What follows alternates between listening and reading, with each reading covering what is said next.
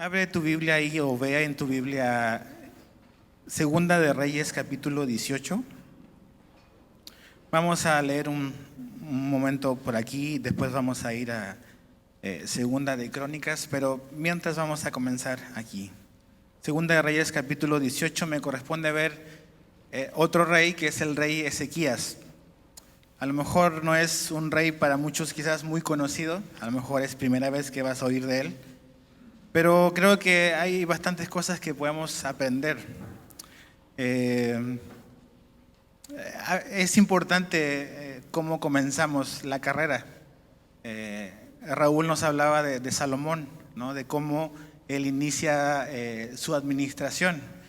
Y quiero enfocarme en el inicio de esta nueva administración de este hombre llamado Ezequías.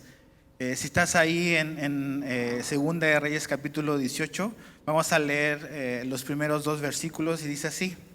Dice: en el tercer año de Oseas, hijo de Ela, rey de Israel, comenzó a reinar Ezequías, hijo de Acaz, rey de Judá. Cuando comenzó a reinar era de 25 años y reinó en Jerusalén 29 años.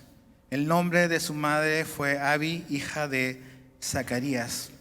Y aquí pensaba y empecé como a pensar mucho, ¿no? Es un hombre o un joven que solo tiene 25 años cuando comienza este nuevo periodo y esta nueva etapa en su vida. Y pensaba y empecé como a ver, bueno, ¿de dónde viene Ezequías? ¿Quién fue su padre, ¿no? ¿Quién fue su modelo? ¿Quién fue su mentor? Y en el capítulo 28 de Segunda de Crónicas, es como el relato paralelo, podemos ver y obtener más información sobre quién fue el padre de Ezequías. Muchas veces hoy, incluso nosotros mismos, decimos, es que yo soy así porque crecí en un hogar tal y tal. Yo aprendí esto, lo vi de mi padre, entonces yo vivo. Y muchas veces como que vemos nuestro pasado o vemos la familia en la cual crecimos y lo tomamos muchas veces como un pretexto o como una excusa a cosas que estamos haciendo mal. Y cuando vemos la familia y el pasado de Ezequías, descubrimos que realmente no tuvo buenos ejemplos en su hogar. El rey Acaz, es su padre, fue uno de los reyes más perversos que hubo en Judá.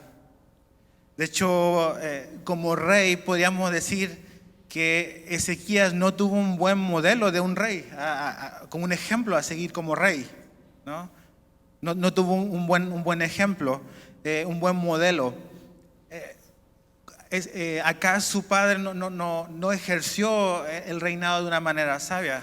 No solamente Ezequías no tuvo un modelo de un rey ejemplar, sino que vivió bajo una ocupación invasora. Entonces no tuvo una infancia, podríamos decir, fácil. Su padre no sabe gobernar. Hay los asirios que están ahí a las puertas de su reino. Tampoco tuvo un padre ejemplar, no solamente como su padre, como un rey o un gobernante o autoridad, sino que Acaz como padre, ¿no? Es interesante porque vemos que Acaz fue un hombre que dice que hizo pasar a sus hijos por fuego.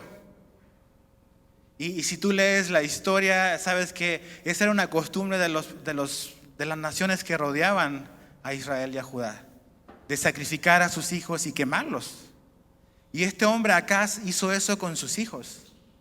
Entonces podríamos decir que en cierta manera Ezequías es un sobreviviente. Es un sobreviviente a lo que su padre hizo con sus hermanos. Y chécate eso, piensa y imagina esa familia, ese hogar. Un mal ejemplo como un rey, un mal ejemplo como padre, un mal ejemplo como un hombre que no temía a Dios. Dice ahí en Segunda Crónicas 28 de que acá cerró las puertas de la casa de Dios, las cerró. Y un niño, ¿no? Un joven creciendo, viendo ese modelo, no tuvo una infancia segura, ¿ves?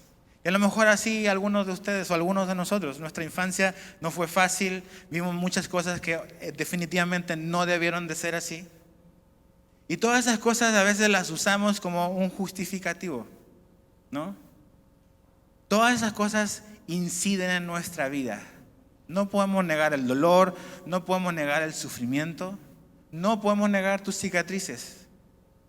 Pero esas cosas, aunque incidieron en tu vida, no tienen por qué ser determinantes en tu vida. No fueron determinantes en la vida de Ezequías. No tiene por qué serlo en la tuya. Entonces, no fue un buen ejemplo. Otra cosa, Ezequías llega y ¡pum! Ya vas tú, ¿no? 25 años. Dale poder absoluto a un joven de 25 años. A veces pensamos, entrégale todo el poder a una persona y vas a ver qué tipo de persona es. Nadie que le puede decir nada. ¿Qué tipo de decisiones va a hacer? Muchas veces como que demostramos de qué estamos hechos cuando tenemos todo el poder. ¿Qué tipo de decisiones, qué tipo de actitudes tomamos cuando se nos da así todo, ¿no? Y dice que reinó 29 años. 29 años duró su administración. Entonces, vas, ¿no? Vas, Ezequías, te toca a ti, ¿no? Y así es tu vida. Tú no elegiste a lo mejor esta vida, pero ¡pum! Te pusieron, tienes que correr. ¿Cómo vas a correr? ¿Qué decisiones vas a tomar? Ahora estamos a las puertas de una nueva administración en nuestro país. Y mucha gente con mucha expectativa de muchas cosas. Este país va a cambiar. Pero ¿qué puede cambiar una nación? ¿No? ¿Qué puede o quién puede cambiar una nación? ¿Cómo llega Ezequías con todo ese trasfondo? ¿Qué es lo que va a hacer ahora que ya no está su padre? A lo mejor decir, pues ya, ser un amargado, alguien que se aprovecha de la gente, abuso de autoridad. Finalmente tiene todas las justificaciones para ser el pillo más grande. Pero ¿hace eso? No hace eso. No hace eso. Fíjate el verso 3 al 7. Las decisiones que toma Ezequías.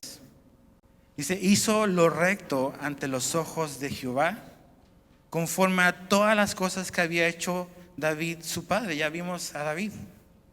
Dice, él quitó los lugares altos y quebró las imágenes y cortó los símbolos de acera e hizo pedazos la serpiente de bronce que había hecho Moisés, porque hasta entonces le quemaban incienso a los hijos de Israel, y la llamó Nehustán.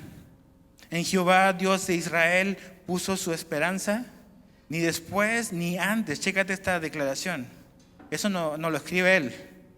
Ni después ni antes de él hubo otro como él entre los reyes de Judá. ¿Por qué? Aquí está la razón. ¿Dónde está la grandeza, la verdadera grandeza? Porque siguió a Jehová y no se apartó de él, sino que guardó los mandamientos que Jehová prescribió a Moisés, y Jehová estaba con él, y a donde quiera que salía, prosperaba. Él se rebeló contra el rey de Asiria y no le sirvió. Pero quiero que nos fijemos primeramente en el verso 3. Lo primero que dice como una declaración de quizás de un resumen de su vida es que dice, él hizo lo recto ante los ojos de Jehová, y pone un ejemplo. Dice, conforme a todas las cosas que había hecho David su padre. Acabamos de ver de que Ezequías tuvo un pésimo ejemplo en su padre Acaz, como rey, como padre. Pero Ezequías buscó otros ejemplos. ¿Ves? Miró para otra parte. A veces pensamos que nuestra realidad es la única realidad. Pero dice que él buscó otros ejemplos, y el ejemplo que él vio y que él escuchó y que él leyó fue de David. Y como vimos, David no fue un hombre perfecto, pero como decía Jaime, supo responder a Dios. Y eso es lo que tenemos que hacer. A lo mejor dices, yo crecí teniendo muy, muy malos ejemplos. Vi esto, vi lo otro en mi padre o en mi familia. O a lo mejor eso es lo que estás viendo ahora, ¿no? Malos ejemplos por todas partes. Pero tenemos que voltear cambiar nuestro ángulo, mirar, ¿dónde podemos mirar? Ezequías volteó y buscó otro lugar donde poner y aprender. David. Pero David no solamente fue un ejemplo, Ezequías también tuvo otras influencias y dejó y permitió que otros hombres influyeran en su vida. Y uno muy importante fue Isaías. Puedes leer después en la tarde, otro día, en Isaías. Isaías fue un hombre que influyó la vida de Ezequías. Y ese tipo de influencias es de las que queremos en nuestra vida. Gente que ha visto a Dios, gente que no es perfecta pero sabe responder a Dios. Esa influencia es la que tú y yo necesitamos en nuestra vida. Gente que nos va a decir lo que necesitamos oír y dejar nuestras excusas de mi pasado fue duro. Aquí hay mucha gente que su pasado fue duro. Pero podemos buscar y podemos ver en otros lugares. Entonces Ezequías tomó esas decisiones en su vida. Decidió, mi pasado no lo puedo cambiar, sucedió, fue difícil, pero ¿qué hago ahora? ¿Qué hago ahora? Eso tiene que determinar el rumbo de mi vida, el rumbo de mi administración, el rumbo de mi familia, el rumbo de mi matrimonio, lo que mi papá hizo. Absolutamente no. Porque cuando venimos a Jesús, Él hace todas las cosas nuevas. Entonces, decisiones importantes que toma este hombre, buscar otros ejemplos para su vida.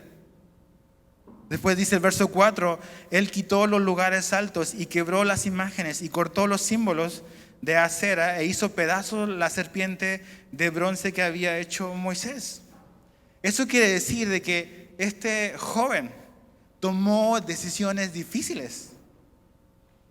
O sea, no le hizo así el quite, ¿no? Tenía los pantalones bien puestos. 25 años. A veces como que, pues ya siempre, el típico, ¿no? Siempre se ha hecho así. No, es que mi familia siempre ha sido así. O no, o sea, tenemos que hacerlo como los demás lo hicieron. Y a veces nada más es falta de valentía. De ver exactamente cuáles son las cosas que han traído solamente un daño a nuestra vida. Y Ezequías tomó una decisión difícil, alguien que nunca nadie había podido enfrentar, ¿no? Quitó esos lugares altos, se atrevió a hacer algo que nadie se había atrevido. Y algo que me llama mucho la atención es que quebró, dice, o destruyó, hizo pedazos la serpiente de bronce. ¿Te acuerdas de la serpiente de bronce? La que hizo Moisés para que la gente fuera sanada. O sea, ahí queda graficado lo idólatras que podemos ser. Lo que Dios nos da para bendecirnos, nosotros lo transformamos en un ídolo. Y cómo con el tiempo podemos hacer algo que Dios ha dado para bendecirnos en algo que nos va a destruir. Y podemos idolatrar un chorro de cosas. Nuestro trabajo, nuestro dinero, nuestras familias, el ministerio. Cosas que en sí Dios las da para bendecirnos y nosotros las ponemos y reemplazamos a Dios y las ponemos ahí. El matrimonio. Solo Jesús puede satisfacerte completamente. Tu esposa y tú con tu esposa vas a fallar. Dios no creó el matrimonio para reemplazarlo a Él. Dios no creó algo para reemplazar la satisfacción que Él quería darnos. Entonces muchas veces tenemos estos ídolos de cosas que en sí son buenas. Personas, cosas, ministerios, costumbres. Y Ezequías dice, ¿sabes qué? Esto es un problema y esto se tiene que terminar hoy. No es que voy a dejar la decisión a la siguiente administración, que ellos se hagan ahí. No, esto tiene que morir hoy. Y dice que la hizo pedazos. Y es interesante porque dice que le llamó Neustán, que quiere decir una cosa de bronce. Es esta cosa de bronce, nada más. Es como una lata, ¿no? Pero ellos lo habían puesto en un lugar así como que sublime. Y Ezequías lo ve por lo que es un pedazo de metal. Muchas veces nosotros le cambiamos los nombres a las cosas. Vemos el ministerio y decimos, es mi vida.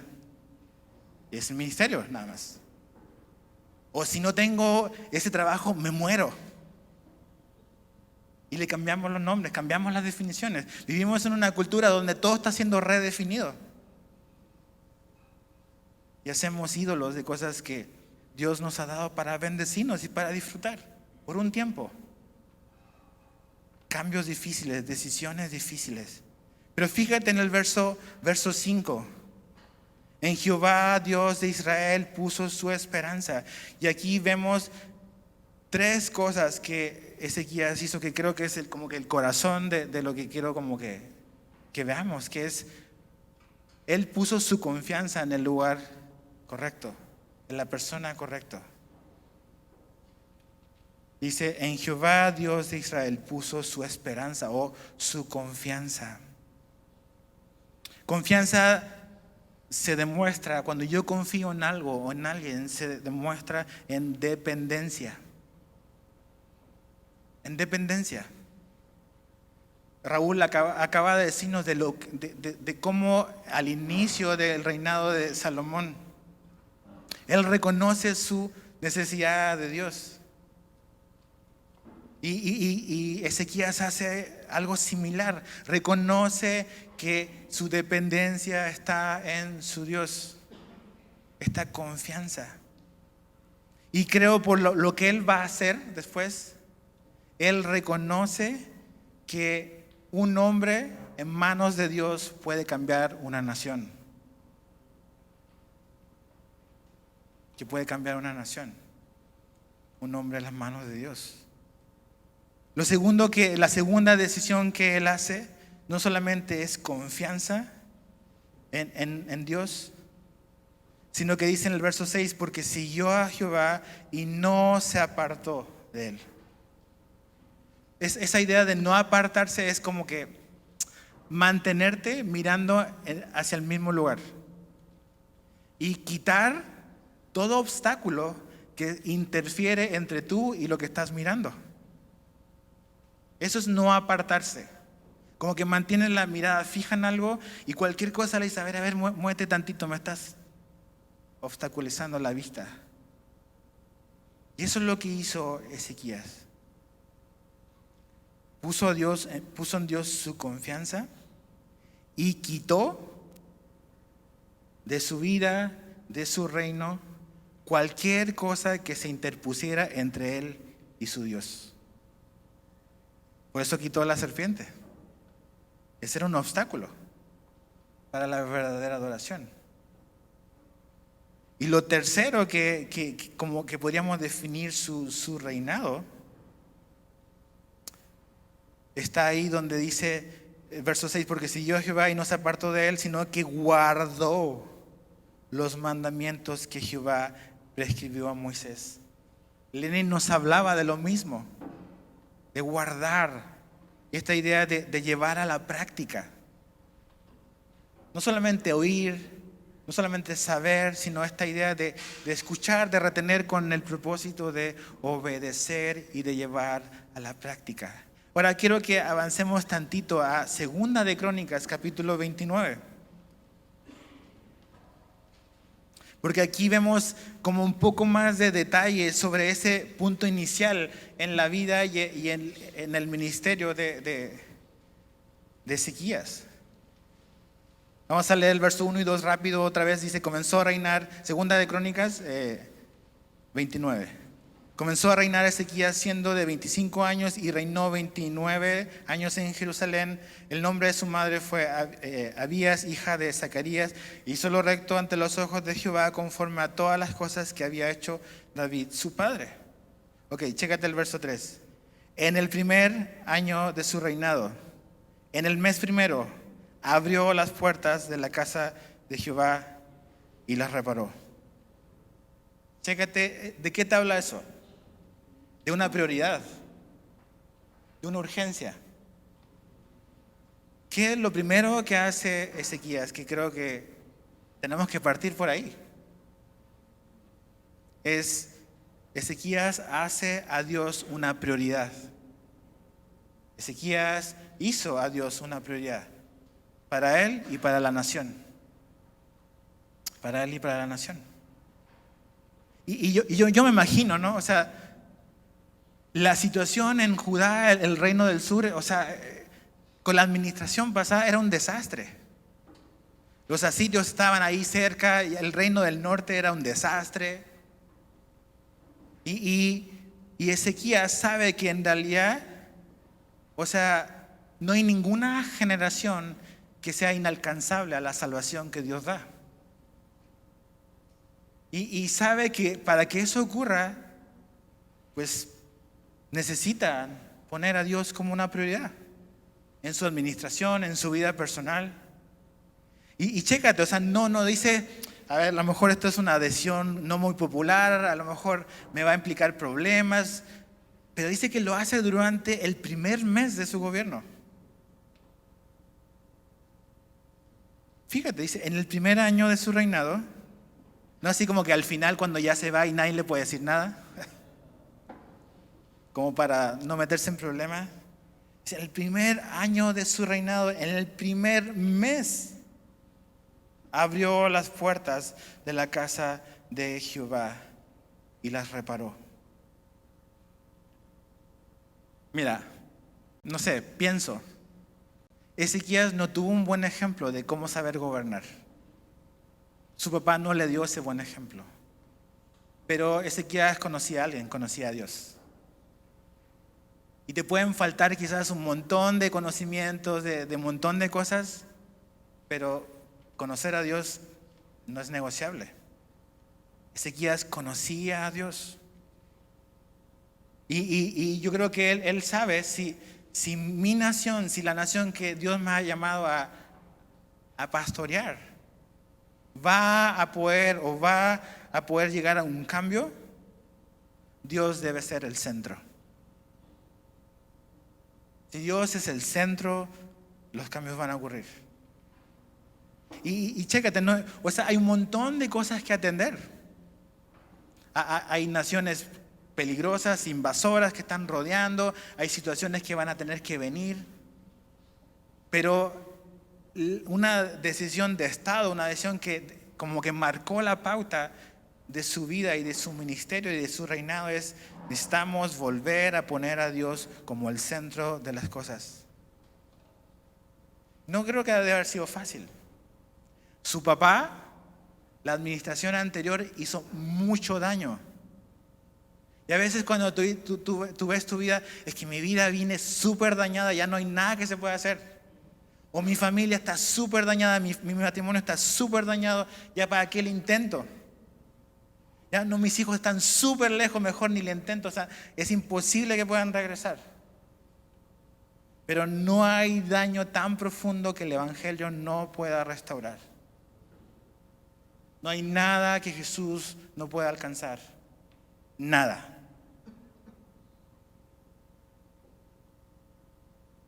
Mucho daño. Pero Ezequías dice, ok, Dios nos está dando una nueva oportunidad.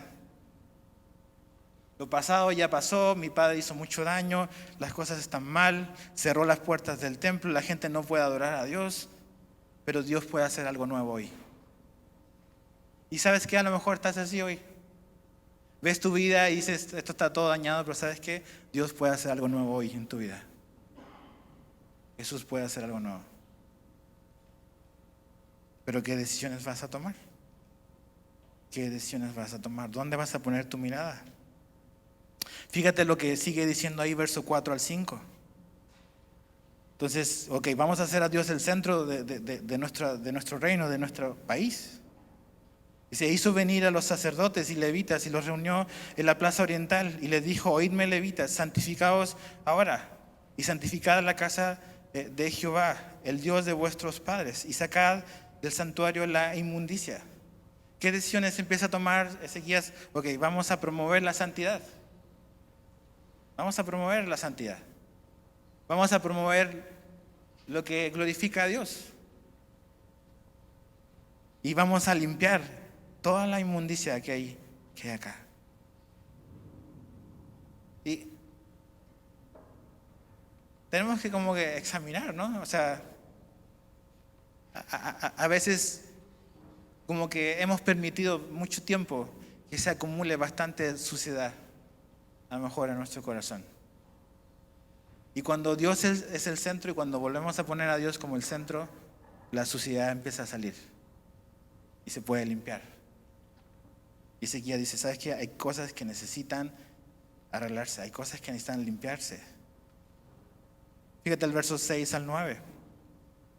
Porque nuestros padres se han rebelado y han hecho lo malo ante los ojos de Jehová nuestro Dios, porque le dejaron y apartaron sus rostros del tabernáculo de Jehová y le volvieron las espaldas. Ayer Jaime hablaba de esa falta de respeto, no valoraban darle la espalda a Dios. Saúl, bueno, esto era la condición de toda una nación. Le volvieron las espaldas. Y aún dice, cerraron las puertas del pórtico y se apagaron las lámparas. No quemaron incienso ni sacrificaron holocausto en el santuario al Dios de Israel. Por tanto, la ira de Jehová ha venido sobre Judá y Jerusalén y los ha entregado a turbación, a execración y a escarnio, como veis vosotros con vuestros ojos. Y he aquí nuestros padres han caído a espada, y nuestros hijos, nuestras hijas y nuestras mujeres fueron llevados cautivos por esto. Ezequías hace el diagnóstico correcto de la situación. O sea, esto no es producto del azar, esto no es mala suerte. O sea, estamos aquí por las decisiones que tomamos. No le puedo echar la culpa a mi pasado. O sea, si estamos como estamos, es porque decidimos quitar a Dios de nuestra vida, quitar a Dios de nuestra familia, quitar a Dios de nuestra nación. No es culpa de Dios, es la decisión que nosotros tomamos. Por eso estamos como estamos. Y lo que hace Ezequías es rectificar el estándar. El estándar es Dios. El estándar es qué es correcto ante los ojos de Dios. Ese es el estándar correcto. Tú y yo podemos definir y hablar sobre la verdad, definir eso está bien, está mal, esto me parece, esto no me parece, pero realmente el estándar es qué es lo correcto ante los ojos de Dios. Y eso es lo que comienza a hacer Ezequías como un buen doctor. A ver, ¿por qué estamos como estamos? Finalmente es un problema de nuestro corazón, de las decisiones que tomamos. No podemos culpar a nadie más, sino somos responsables por donde estamos el día de hoy. Nos apartamos de Dios. Y eso trajo una consecuencia, trajo un resultado. Ahora, fíjate lo que hace en el verso 10. Ahora pues yo he determinado. ¿Te das cuenta? O sea, decisiones, convicciones. ¿Cuáles son tus convicciones? Determinado a qué estás o qué estás dispuesto a hacer. Dice, ahora pues yo he determinado hacer pacto con Jehová, el Dios de Israel, para que aparte de nosotros el ardor de su ira. Hijos míos, no os engañéis ahora, porque Jehová os ha escogido a vosotros para que estéis delante de él y le sirváis, y seáis sus ministros y le queméis incienso. Cuando hablamos de un pacto, cuando alguien pacta con otra persona, es como llegar a un acuerdo. Y me encanta porque aquí vemos realmente que lo que Ezequías quería para su nación era lo que él tenía con Dios. Y muchas veces, como lo que decía Raúl, ¿no? O sea, ¿qué es lo que pedimos, no? Nuestras oraciones o lo que le pedimos a Dios, como que habla mucho de quiénes somos. Ezequías pide algo y va a interceder por algo, quiere algo para su gente. Quiere que puedan venir a Dios. quiere facilitar, quiere interceder. Intercede por su pueblo. Le pide a Dios por su pueblo, por su gente. ¿Para qué? Para que aparte el ardor de la ira a Dios. ¿Te suena familiar eso? Acuérdate, creo que en esta parte vemos una sombra del Evangelio. ¿Quién intercedió por nosotros para que la ira de Dios fuera aplacada? Jesús, el Rey perfecto. Él intercede a nuestro favor. La Biblia dice que Él está intercediendo en este momento por nosotros. A lo mejor no estás en la lista de oración de nadie, pero sí estás en la de Jesús. Él está intercediendo. Y cuando Jesús murió en la cruz, la ira de Dios fue aplacada. Esa ira que estaba sobre nosotros. Estábamos en condenación. Y por algo que ni tú ni yo hicimos, esa ira fue aplacada. Y fue vertida en la persona del más grande rey que ha existido y que existe, que es Jesús. Pero aquí Ezequías nos muestra y nos pinta este retrato de este rey que intercede por su pueblo y que está pidiendo por algo más importante. Sí va a haber tiempo para enfrentar a los enemigos que vienen, sí van a haber decisiones que tomar para todas las demás cosas, pero la decisión más importante es: tenemos que volver con Dios. Y a lo mejor así estás hoy, no, es que tengo que ver cómo pago la renta, tengo que ver cómo compro esto, cómo mis hijos, mi familia, un montón de decisiones que tienes que tomar. Y a veces nada más queremos así como que las soluciones parches. Si nunca has ido a Cancún, a veces decimos es Bachecún. Está lleno de baches, llueve tantito y se llena de hoyos. Y ves nada más puros parches en la calle, Bachecún. Eso no sale en la zona hotelera, ¿verdad? Pero los que vivimos ahí sí nos damos cuenta. Y a veces queremos, nada más estamos parchando, le pedimos a Dios que parche las cosas. Necesitamos entender qué es lo importante. Dios no quiere soluciones parches. Él quiere que le conozcamos, que Él pueda ser el centro de nuestra vida. Y cuando Él está en el centro de nuestra vida, Él nos va a dar sabiduría para tomar, para enfrentar los obstáculos, para enfrentar los adversarios, para enfrentar las decisiones de la familia, para tomar mejores caminos. Pero si Él no está en el centro, pero este rey pide por algo importante, por algo más importante, que es que ellos puedan venir a Dios. Pero lo segundo que hace, que me encanta, que está en la segunda parte del verso 11, es que les recuerda su propósito. Les recuerda su propósito. Fíjate lo que dice. Porque Jehová os ha escogido a vosotros para que estéis delante de Él y le sirváis, y seáis sus ministros y le queméis incienso. 4 cosas. Primero le dice: ustedes son escogidos por Dios. Piensa un poco esto. Esto no ha ocurrido por 16 años. Su papá cerró las puertas de la casa de Dios. Por 16 años no tenía la menor idea de esto. Y me encanta porque vemos como que el corazón como pastoral de Ezequías, porque chécate, un chavito de 25 años le dice a los sacerdotes: hijitos míos. Un corazón tierno. No le dice: oye, ¿qué hicieron por 16 años? No hicieron su chamba, mijo. ¿Dónde estaban, no? Dice: no, hijitos míos. Y les recuerda las promesas y los propósitos de Dios. Escogidos por Dios. Eso es lo que nos dice Efesios, que hemos sido escogidos por Dios en Cristo Jesús. Nunca te olvides de eso. Seguramente ni yo me escogería a mí mismo. Pero Dios nos escogió en Cristo Jesús. Y le dice: ustedes son escogidos por Dios. ¿Pero para qué? Hay una razón por la cual Él nos escogió. Dice: para que estéis delante de Él. Ese es un privilegio.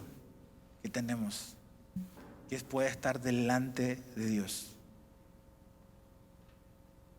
O sea, ¿qué posibilidades habrían de que te pudieses parar delante del presidente de la República? No, muchos ya ni siquiera me interesa eso. Pero ¿qué probabilidad habría que un día te pudieses parar delante de él? Pero la Biblia nos dice que todos los días tenemos la oportunidad, como decía Raúl, de venir a un trono de gracia. No necesitamos pedir cita, no necesitamos hablar con la secretaria, no necesitamos pasar los filtros. Tenemos acceso porque no somos extraños, somos hijos y tenemos una relación con Dios. Entonces hemos escogido para tener comunión con Dios. Y eso es lo que básicamente es lo que les dice. Ustedes han sido escogidos para estar delante de Dios. No solamente eso, sino que dice, y le sirváis. Ustedes nada más no van a estar solamente delante de Dios, sino que van a tener la oportunidad de servirle a Dios. Y le pueden servir a Dios. Ok, por 16 años no lo hicimos. Pero ahora Dios nos ha dado un nuevo comienzo, una nueva oportunidad y podemos servir a Dios hoy. A lo mejor nunca has servido en tu casa, nunca le has servido a tu esposa, nunca le has servido a tus niños. Dice, eso de limpiar, eso de lavar los platos, eso es de mujeres, ¿no? Ya hablaron de los asadores de gas, pero servir. Ok, eso fue el pasado, pero hoy a lo mejor puedes comenzar a servir de una manera diferente, de maneras prácticas. Y cuando estás sirviendo a tu esposa, cuando estás sirviendo a tus hijos, estás sirviendo a Dios. Jesús cuando en la última noche, cuando le lava los pies a sus discípulos, no tuvo ningún problema en agacharse. Ninguno. Y tomó una toalla y le lavó y le sacó los pies. Y Judas estaba ahí. Y al final de ahí de Juan dice, si ustedes hacen esto, van a ser bienaventurados. No dice si ustedes saben de que tienen que servir, sino si ustedes hacen esto que yo he hecho, ustedes van a ser bienaventurados, más que felices. Y esa es la vida cristiana, ese es Jesús, es el ejemplo de nuestro Maestro. Es servir. Y le dice Ezequiel, ustedes han sido llamados para estar delante de Él, pero también para servir a nuestro Dios. A lo mejor tú no sirves aquí como que quizás formalmente en un ministerio aquí en Semilla, pero sirves en tu trabajo secular. La Biblia dice que cuando tú estás sirviendo a tu jefe, en realidad hay un jefe que está sobre tu jefe, que es Jesús. Por eso la mentalidad y el evangelio cambia completamente nuestra perspectiva de la vida laboral. Porque realmente no lo hacemos por la quincena, no lo hacemos por lo que nos pagan, lo hacemos para la gloria de Jesús y del evangelio. Estamos sirviendo a Dios incluso en nuestra chamba, incluso en tu trabajo secular. De hecho, no hay esa división de secular y sagrado. Ya no hay esa separación. Sirve en tu trabajo, sirve a Jesús ahí. Viene a la iglesia y sirve a Jesús aquí. En tu casa sirve a Jesús ahí. Estás sirviendo a Dios. Pero no solamente eso. Dice el verso 11, dice, y seáis sus ministros y le queméis incienso. Hemos sido escogidos para adorar a Dios. Adorar a Dios. Esa serpiente que era un pedazo de metal, que no traía satisfacción al alma y al corazón. Ese ídolo que ellos habían puesto no tenía el poder de darles satisfacción. Y Ezequías, como un hombre sabio, un joven, dice, ¿sabes qué? Tenemos que enfocarnos hacia dónde está realmente lo que tenemos que adorar. Donde está la persona que nos da el privilegio de escogernos, de querer tener comunión con nosotros, de darnos la oportunidad de servirle, pero también de adorarle. Ahora no lo vamos a leer, pero del verso 12 al 19, los sacerdotes responden al llamado. La casa de Dios es limpiada. Chécate la influencia, no hay obligaciones. O sea, este hombre que está en fuego por Dios, inspira, contagia. Contagia y sí, vamos a hacerlo y la gente limpia. Después del verso 20 al verso 30, la adoración es reinstalada. Algo que no ocurría por quizás 16 años, vuelve a iniciar la adoración en el templo, pero ve tantito al verso 35 de Segunda de Crónicas 29. Segunda de Crónicas 29, versos 35 y 36. Así pues hubo abundancia de holocaustos con grosura de las ofrendas de paz y libaciones para cada holocausto, y quedó restablecido el servicio de la casa de Jehová. Y se alegró Ezequías, pero solo Ezequías, con todo el pueblo, de que Dios hubiese preparado al pueblo, porque la cosa fue hecha rápidamente. Esto fue no el movimiento de un hombre, fue un movimiento de Dios. Pero Dios busca a los hombres que se quieren alinear con Él. ¿Ves? Y tú dices, no, un hombre no puede marcar la diferencia. Un hombre en la mano de Dios sí. Y el resultado de todo esto fue alegría. Y dice que se hizo rápido. A veces estamos luchando, y sí hay momentos en la vida, en nuestra familia, donde tenemos que luchar, tenemos que esforzarnos. Es pesado el ministerio, a veces es pesada, a veces las cosas en la familia. Pero también hay momentos donde Dios prepara las cosas y como que los disfrutas. Porque Dios está haciendo algo y trae gozo y las cosas salen prontamente. Pero esto comienza con una decisión, ¿verdad? O sea, nosotros queremos ver como que, wow, la cantidad de gente, y mira cómo está el país cambiando. Pero esto comenzó entre Dios y un hombre. Y los avivamientos comienzan así, en una persona. En una persona que se dispone y que sabe interpretar el mundo donde vive. Y dice, aquí el problema no es la administración previa ni la que viene, es un problema de nuestra relación con Dios. Ahora, quiero terminar nada más.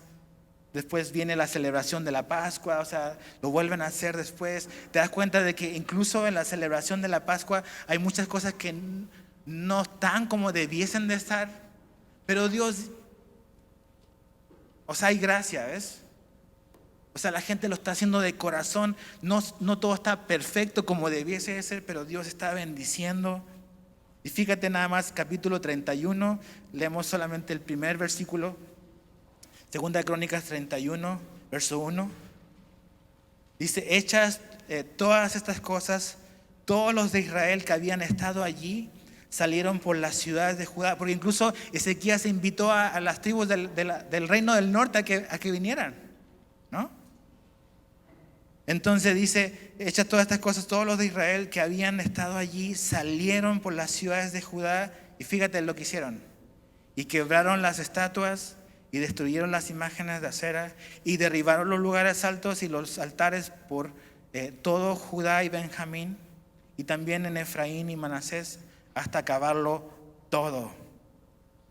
Después se volvieron todos los hijos de Israel a sus ciudades, cada uno a su posesión. Eso es un avivamiento. Es un avivamiento. O sea, la gente, o sea, Dios trajo tal convicción y dice, no, o sea, estamos mal. Y nos vamos a nuestra casa y vamos a destruir lo que hay que destruir en nuestra casa. A lo mejor saliendo de acá tenemos que pensar qué cosas tenemos que destruir. Y no es tu matrimonio. ¿Ok? Pero creo que Jesús nos quiere hablar y nos ha estado hablando. Y quizás seguramente todos tenemos chamba que hacer cuando volvamos a nuestra casa. Y sacar de nuestra familia, sacar de nuestro corazón. Porque Jesús nos ha hablado y nos ha visitado.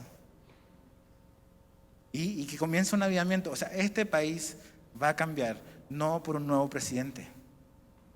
Este país va a cambiar y los efectos se van a ver cuando los ciudadanos cambian. Cuando los ciudadanos cambian. Entonces, Raúl nos decía, tenemos todo, Dios nos ha dado todo. La Biblia dice que Dios nos ha dado todo lo que necesitamos para la vida y la vida de la piedad. Tenemos la palabra de Dios, tenemos el Espíritu de Dios. Pero, ¿qué decisión estamos tomando? ¿Es Jesús o no el centro de nuestra vida? Si no lo es, tenemos cambios que hacer. Tenemos decisiones que tomar diferentes. ¿Les parece si oramos?